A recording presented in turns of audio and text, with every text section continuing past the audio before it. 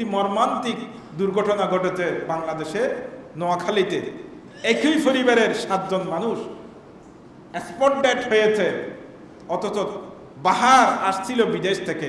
ওনার মা চলে গেছে, ওনার স্ত্রী চলে গেছে, ওনার কন্যা চলে গেছে, এরা সবাই চলে গেছে, শুধু বাহার নিয়ে বেঁচে আছেন। দেখেন কার মৃত্যু কখন চলে আসে আমরা জানি না। সেজন্য আমাদেরকে নিজেদের সময়ের গুরুত্ব বুঝে সেগুলোকে নিজেদের আমলের মাধ্যমে মূল্যায়ন করতে হবে।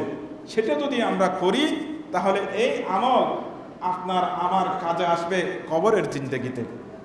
কারণ আমার রাসূল সাহাবায়ে কিরামকে জিজ্ঞেস করেছিলেন যে তোমাদের মাঝে চালাক কে? আমার কাছে চালাক হচ্ছে ওই ব্যক্তি যে ব্যক্তি মৃত্যু পরবর্তী জীবনের জন্য কাজ করে, অর্থাৎ এমন আমল করে যে আমলগুলো বান্দার জন্য কবরে কাজ দিবে।